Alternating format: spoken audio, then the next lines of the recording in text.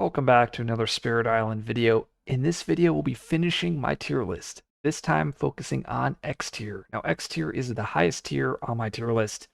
This tier is for spirits who dominate in all aspects of Spirit Island. This includes dominant matchups, ability to give out consistent support, and also the ability to break the core mechanics of Spirit Island. There are 5 spirits in X tier, and I will be using my criteria over here. Though, as I mentioned, most of the spirits are pretty much going to dominate across all of these aspects. Um, so, starting off, we have number 5. We have Dances Up Earthquake. This is a nature incarnate spirit, and Dances is just so powerful. And the main reason why it's here in X tier is because of this right innate here. And this right innate, it's going to be it's slow power, 0 range, targeting a land with Quake tokens, and each tier is going to do a ton of damage to buildings. But when you max it out here, it's going to hit all lands where you have your Quake tokens, and it's going to do 1 damage to every invader in those lands, plus a bunch of extra damage per Quake tokens. Essentially, this right innate is a board clear. Now, when you combine a board clear that's built into the spirit, as well as having a defensive innate and defensive tools like a skip, you find yourself having incredibly consistent matchups into especially high double adversary games. So looking at consistency, it's extremely consistent, and that's just because of this right innate being able to do massive amounts of damage across your board. Matchups across all single level 6 adversaries. And this is where I was on the fence about putting Dances in X tier versus S tier because it has a bad France matchup, which is kind of funny, right? Because France is like usually the easiest adversary for a lot of spirits. But for Earthquake, it's by far your toughest matchup, and that's because that town limit can be a problem, and that's especially if you're playing in solo. Um, there are some set of explorers that you just can't win with Dances into France, which kind of sucks. It makes it kind of it really kills that matchup, at least for me in general. Um, Knowing that I can do everything right and still lose just because of how the game flips the explorers into France just really sucks. Um, but Dances is so dominant into all of the other adversaries, like you're so like you just completely obliterate them that it really doesn't matter that you have a slightly bad matchup. Now, if you play this in multiplayer, where you have where you can kind of go a little bit over the town limit, then Dances will just destroy France. But so really, the way you defeat Dance's bad matchups is you just put it with a single other spirit, and you'll be fine. It doesn't matter which spirit it is. Um, but that's how you would be able to beat that France matchup. And also like Dances still can beat France. It's just there are those some rare edge case explorers that pretty much screw you. Number of spirit combos. Dances fits into a lot of spirit combos, and that's because you have gifted seismic energy, which allows you to give a ton of energy to another spirit. But you also have exaltation of echoed footsteps, which allows another spirit to move presence, and that presence that you're moving could be an incarnate.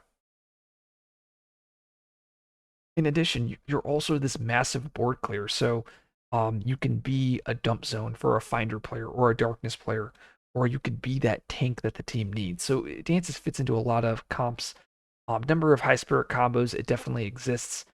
Playing Boon of Vigor on Dances when they have 8 cards in play is just hilarious. Ability to give out support, I already talked about that. Ability to tank, I talked about that because of that right innate. You also have a skip.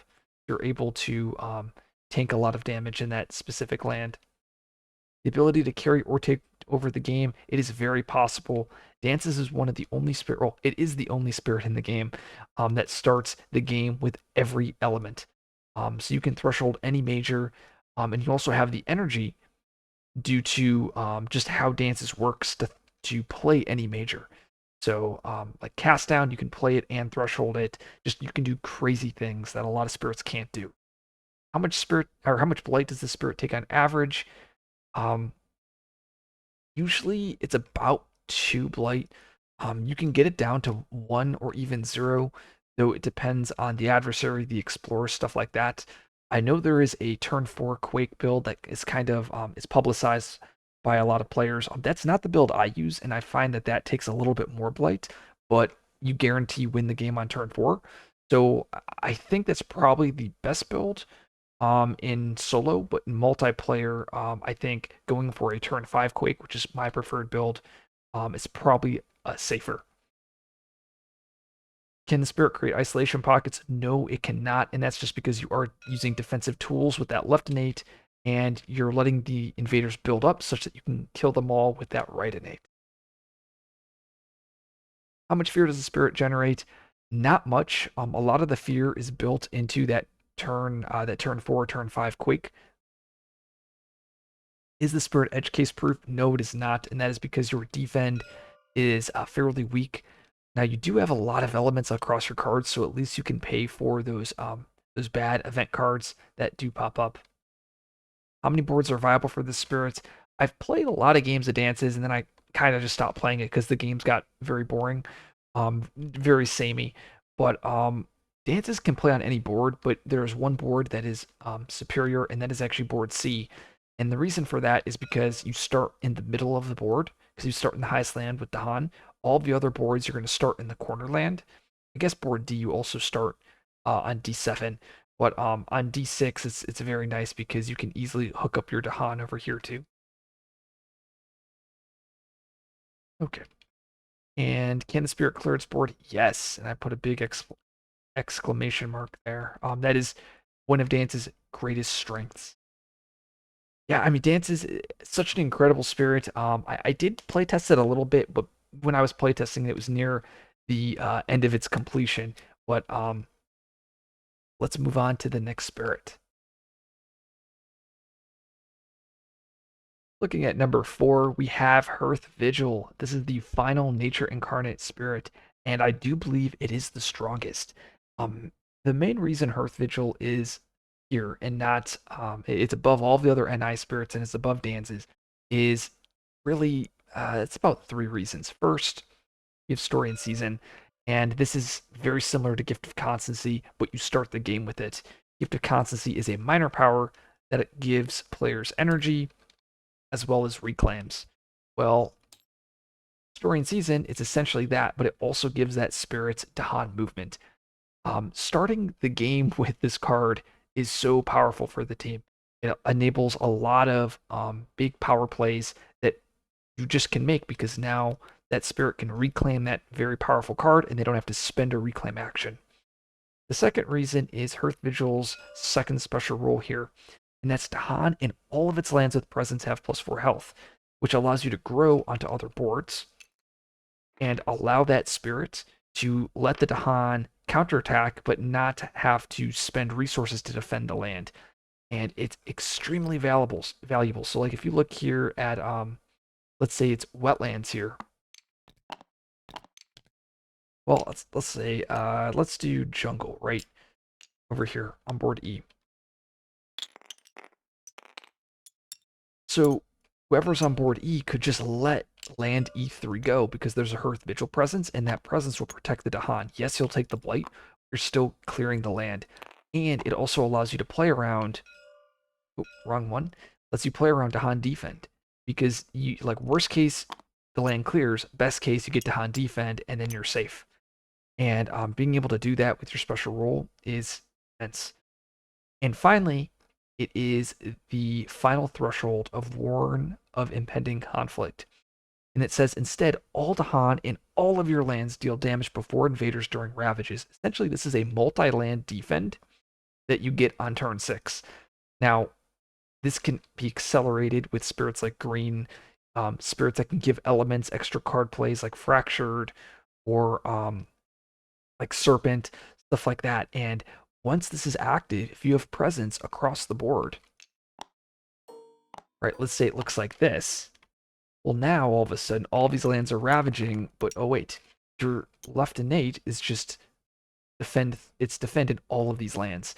And I think that just really carries Hearth Vigil above the rest of the NI spirits. The fact that you have that massive potential. I think only Earthquake is the only spirit that can really match the power of the Vig.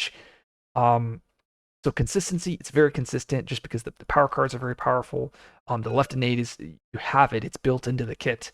Matchups across all single level six adversaries, you're amazing into everything. Um, like England, you have tons of fear with surrounded as well as call to vigilance. That's five fear, like five fear, and you're not a fear spirit. So like that's insane. I mean, you have a support card for here, ability to support, ability to tank. You can just because the Dahan can strike first. Um, Number of spirit combos and high spirit combos. Yes, I mean you have a support card with story and season. You also, if you pick up Gift of Constancy, that's also a really busted card on Hearth Vigil. It's perfect element for you, and it's a zero cost card. So there's tons of ways that Hearth Vigil can support the team. How much splice does the spirit take on average? This it tends to be about two to three.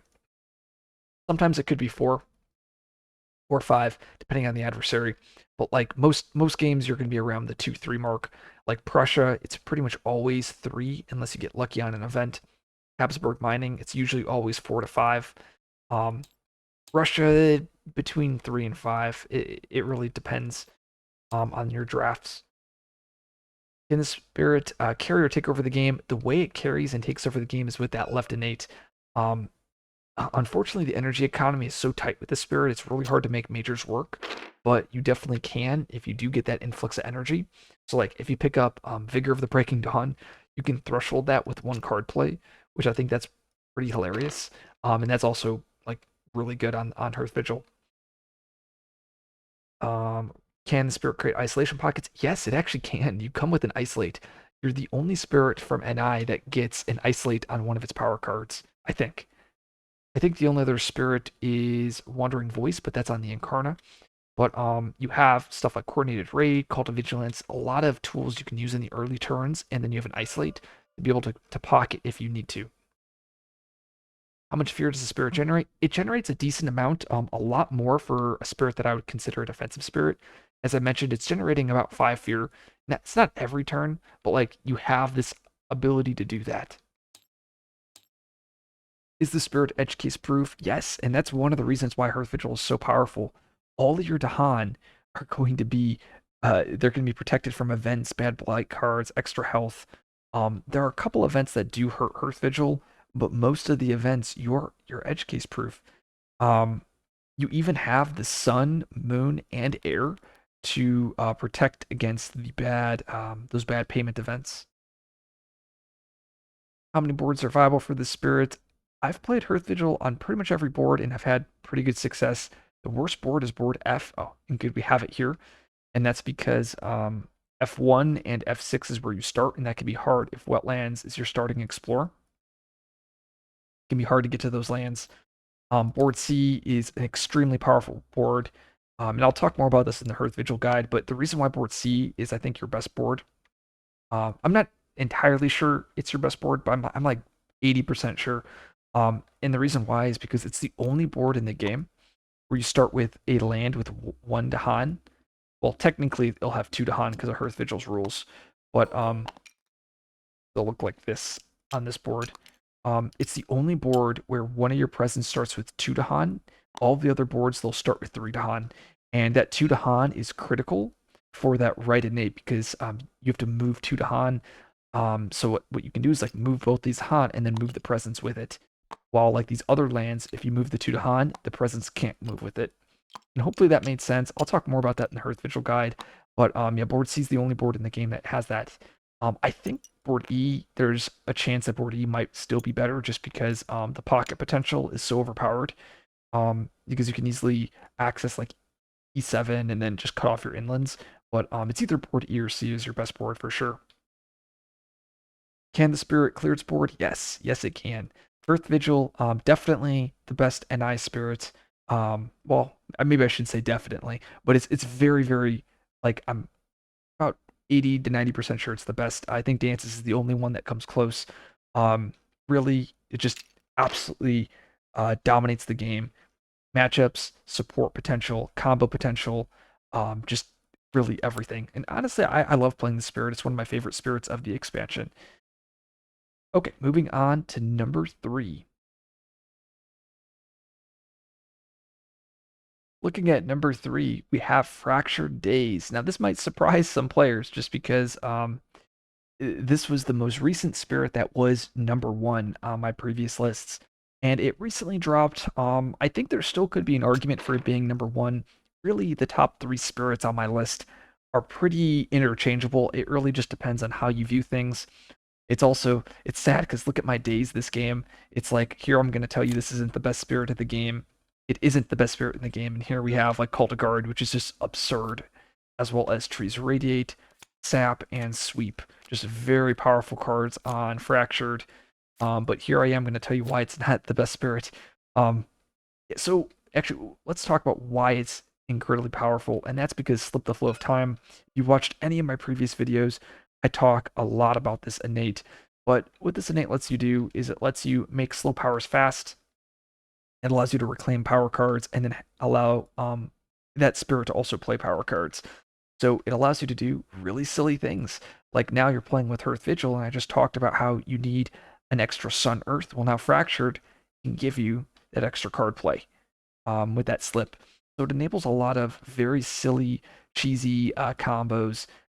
It also gets really nuts when you start using this effect on a support power, such as like Gift of Constancy or Nature's Connection. You can just throw a ton of support out for the entire team.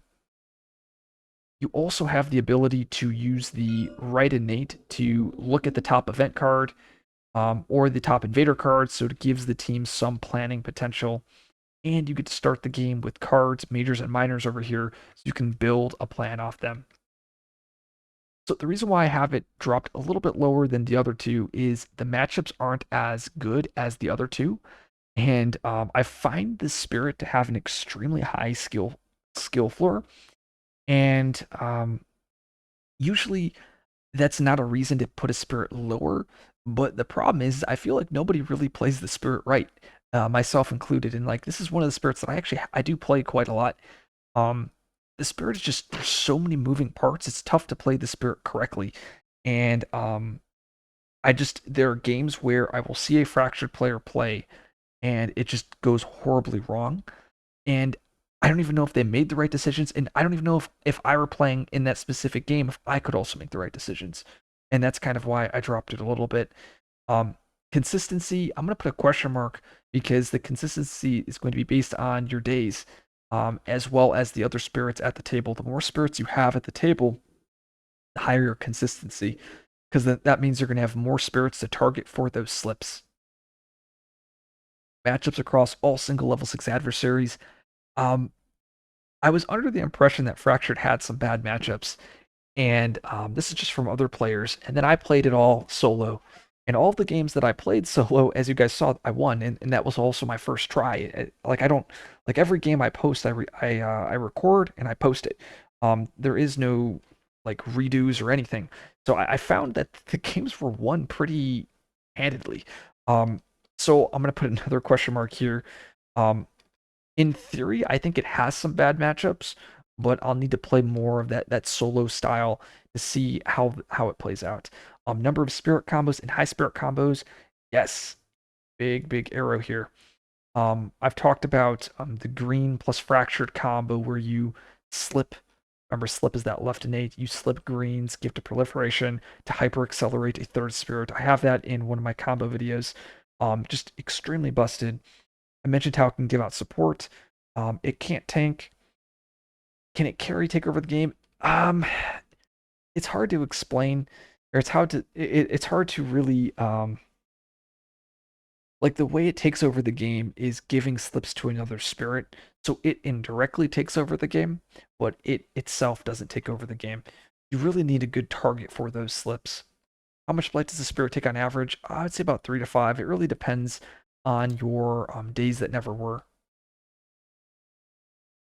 Can the spirit create isolation pockets? Not really. How much fear does the spirit generate? Pretty much zero. And that's because you have no fear across your cards, your innates, and you're relying on another spirit to generate that fear. Is the spirit edge case proof? I wouldn't say it is. I mean, you're able to pay for those events because of your elements, your sun, moon, air, water.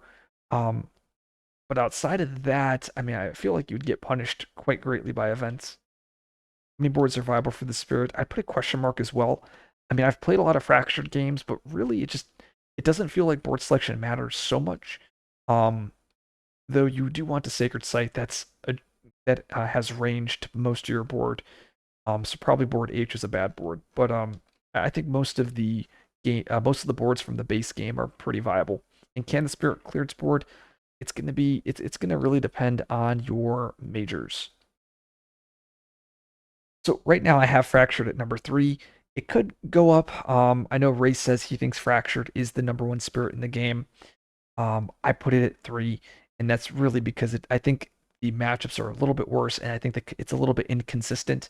Like if I put Fractured on a team with, I guess I'll say Memory, for instance, I think that'd be a pretty weak team. But like Fractured plus Hearth Vigil would be extremely dominant, or Fractured plus Starlight, Fractured plus Green or Stone. I think it's really going to depend on what you're pairing the spirit with. Okay, looking at number 2. At number 2, we have a spread of rampant green. This is another spirit that was number 1 on my lists at some point, but it has dropped over time. It's still incredibly powerful spirit, and that's because Gift of Proliferation, and that's the ability to hyper accelerate another spirit on your team. We already talked about the ability to combo it with Fractured, but you also can combo it with spirits like Earth with that early repeat. If I can find Earth with that Gift of Strength repeat, or Downpour with that repeat with Gift of Abundance. Um, or if another spirit picks up Twin Days, there's tons of ways where you can just hyper accelerate the team with Gift of Proliferation and get very far ahead. In addition, green is extremely tanky with that special rule being able to skip builds, skip ravages just by destroying presence. Um, and then you also have very good matchups into all the level 6 adversaries. I would say pretty much your weakest matchup is I'd probably say it's Russia, but it really depends on who you're using Gift of Proliferation with. And if you use it for yourself, like in solo, you're fine because that extra presence placement goes a very long way. There's plenty of spirit combos and high spirit combos. We talked about the ability to support. You can tank. Can you carry or take over the game? No, this is not something green is going to do, but it's going to allow other spirits to do that. Really, you're just going to be that one bastion that's going to defend the island, and then you're hoping that earthquake comes and clears your board for you. How much blight does a spirit take on average? I would say about 1, maybe 2. You have plenty of skips with that special rule, as well as a defensive right innate. Can the spirit create isolation pockets? Not really. How much fear does the spirit generate? Not much. Is the spirit edge case proof? It depends. You have access to skips, but your defend is fairly weak, being defend 2 and defend 4. So I'd probably say leaning towards it's not. How many boards are viable for this spirit? I've played it on every board and have had pretty good success. I think there are some boards that are better than others. I really like board D. I love board B with green. I like board C as well. Can the spirit clear its board? I'll say yes. Outside of England, I find green is able to draft majors in that mid game, and because you have so much control with that with that special rule, you're able to stall the game long enough such that you can clear its board versus single level 6s. Now, there are some players that say they think that regrowth green, that is one of the aspects of green, should be up here in X tier with green. In my experience, I find regrowth to be just worse, and that's because having a defensive innate is so key to allowing Dahan counterattacks, while regrowth is all about skipping and stalling. Though I'm not entirely sure if regrowth is as bad as I think it is. I still have regrowth in A tier and rampant green in X tier, but they may be a little bit closer than what I have in this video. But right now I do have green as number 2. Now that leaves us with number 1, and that is Stone, the spirit that started the channel. Um, and you might say there's favoritism, but I talked with a couple other players, and it seemed a couple very experienced players, and it seemed like we were all on the same page that Stone is pretty much um, at least top 3, with 2 of them saying they thought it was number 1. So with that advice as well as what I know about Spirit Island, I'm putting it at the top of the list. Now, there's several reasons why I think Stone is the best spirit in the game, and I'm gonna fire through all of them in rapid fire. So the left innate. This left innate allows you to pay 1 energy to add a blight from the box or from the bag instead of the blight card. That allows you to avoid Spirit Island's number one way that people lose the game, and that's from the blight loss condition. This allows you to completely stop lands from, well, not from blighting, but from progressing the main game's loss condition of running out of blight. It's so hard to lose with Stone because of this left innate. In addition, your right innate is essentially a cast down. It clears a land when you threshold it. Like very few spirits outside of Earthquake. I think Earthquake's the only spirit that has an innate that can completely wipe out a land. Um, and as a result, that allows Stone to be the ultimate tank. You can pair it with a Finder, a Darkness. It doesn't matter if there's 5 invaders or 50 invaders. The right innate is going to clear the land. So you have a way to solve lands and a way to infinitely protect lands. Then you look at your tracks. You can access 6 energy in 4 plays on turn. What is this? Turn 5, right? 2, 4, 5 is when you get to 6, 6, 3. But turn 6, you're at 6, 4 every turn. That's insane. Like, how many spirits can reach 6 energy in 4 card plays by turn 6? Like, no, most spirits can't. Like Roots, that takes was it 2, 4, 6, 8? That takes turn 10. Like Stone gets it on turn 6. Um, you also get free power card gains while going along top track. Now, it also extends over here. So consistency, it's so consistent because like I said, you're taking blight off the from the box with that left innate, and you have that right innate that clears land. So it's very consistent. It's great against all level 6 adversaries. It has high combo potential as well as many spirit combos. Just because you have so many power card drafts, you can find those incredible miners and just spam them out. That gift of constancy, gift of power, cards like that, you can throw it out and support the team.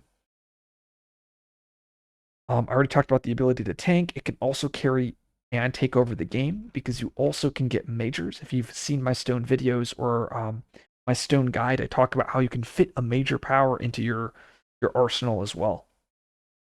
How much blight does the spirit take? It takes between 0 and 1, just because you have that left innate. And once again, I'm saying how much blight does it take from the blight card? Can the spirit create isolation pockets? Not really. How much fear does the spirit generate? Not much, though it's more than green and fractured. Is the spirit edge case proof? Yes. I'm going to put a big yes with an exclamation mark because all of those increased damage events, it doesn't matter because you're left innate.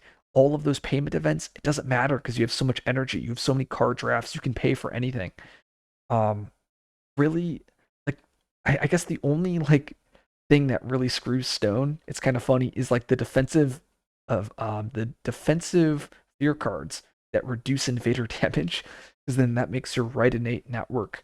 But really, all of those bad events, Stone just doesn't really care. How many boards are viable for the spirit? It doesn't matter. Board C is your best board. Board E is your worst board, which is also like really good for the team because board E is your worst board, and almost every spirit wants board E. So like Stone won't even take this board for you, right? You don't have to compete for board E because Stone just doesn't want it. Um, can the spirit clear its board? Yes, yes it can. Now, why did I put Stone at number 1 compared to the rest of the other spirits? And this is because Stone is one of the few spirits in the game that can beat 6/6s, that's 2 adversaries, at max level 100% of the time. You might be saying, wait, which matchups? Well, the matchups that I know for sure, it's 3 of them.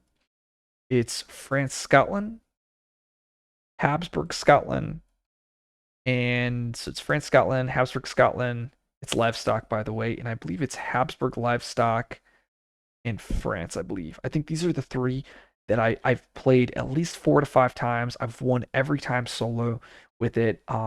Obviously, that's not an insane amount of data points, but it's enough data points for me to be able to say you can win about 100% of the time. I mean, maybe I could say 99% time, right? For those people that are like, well, like, what about that random the edge case where like the worst events or the worst invader cards come up? But pretty much you always win with stone into those six sixes, and I wouldn't be surprised if this list is a lot larger. Um, and that's just because I need to play more of like I wonder if France England is possible or England Scotland. I'm sure it is. I just haven't done those matchups. Um, but yeah, I mean, Stone is just incredibly powerful. I talked about all of the reasons why it stands above the rest of the spirits. Um, now a lot of those other spirits in X tier, S tier, you can take those spirits into six sixes in combos and do very well. But you also can do that with just Stone. Stone doesn't need anybody. Stone doesn't need any friends. Stone just comes to the party and just wins anyway. Okay, let's pull up the tier maker. Okay, I have the tier maker up here, and this is just everything all combined here. So we got F tier, D tier, C tier, a very large B tier, A tier, S tier, and X tier with Stone at the very top. You may notice there's a couple changes in B tier and I think C tier and maybe A tier um, changes from the videos. And that's just because I've done these videos spread out. And as you guys know, we play a lot of games, so our opinions are constantly evolving. Um, I think the change was with Darkness, Wounded Waters, Intensify, I think Mentor maybe. But yeah, there's some stuff that moved up along in B tier and C tier. But yeah, this is where we're at here. I have been calling these videos my final tier list, and that's because I won't be doing monthly tier lists anymore. Just because they're a lot of work, and I find that now that I have a channel, if I'm going to be posting a tier list, I'd have to make a video, and I don't want to make these hour-long videos every month. I just have a lot more things that are on my plate at this time. Now, if there are future expansions, which I bet there will be at some point, you can expect those tier lists to come in videos just like these. Um, I may do a video in maybe 6 or 12 months, maybe a year from now, that will show everybody if there's any changes. Though a lot of this is going to be pretty constant, like F tier, D tier. These are tiers that the spirits haven't really moved up much. Um, you might see some shifts in B tier and C tier, but a lot of this stuff is very constant. All of X tier, like these spirits aren't going to get moved. I mean, they may flip and flop up in X tier, but they're not going to drop any lower than where they're at. So below I have the spreadsheet here. This is what I use when I'm designing my tier list. I don't actually have it over here, but this information just in a written format. I have stuff highlighted as that's right now what I'm keeping track of things that may shift. Um, as you can see, the top three spirits in X tier, they may switch between S tier. I'm still on the fence between Starlight, Towering Roots, and Keeper, the exact order. I think Starlight might be a little bit higher than Roots, because I think Starlight has a lot higher potential in high double adversary games. But Towering Roots is so consistent into single level six adversaries, it's really tough to separate those two.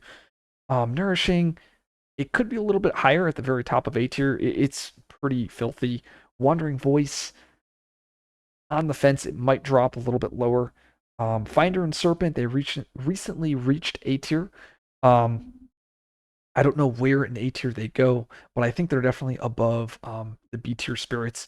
Locust, big question mark. I'm not sure. It's been fluctuating between B tier, A tier, and even S tier, but it's very reliant on combo potential. Let's see, Darkness, Wounded Waters. These are other spirits that I think flopped recently, but I think Darkness is a lot higher just because that fear potential, and it's not really limited like Wounded Waters is. Deeps, I wonder if there's a possibility we can see this spirit raising up. Oh yeah, River. I talked about poorly about River in C tier, but I think River is a lot better than I gave it credit. Base River, and that's just because Boon of Vigor is such a busted card. Lastly, I have Wind in Mentor. Mentor has some pretty insane combo potential, so I think it might be able to reach B tier, maybe. I really hate the inconsistency of that spirit. And then Wind, it's a spirit that I need to play more of. Um, because I have a feeling that the spirit has some great potential, especially when you combo it with some of the new nature incarnate spirits. So this concludes the series. I hope you guys enjoyed the tier list videos. I do plan on doing a major power tier list video where I'll go through all the major powers. Look forward to seeing that in the months ahead. If you like this video, like, subscribe for more content. I will see you guys in the next video.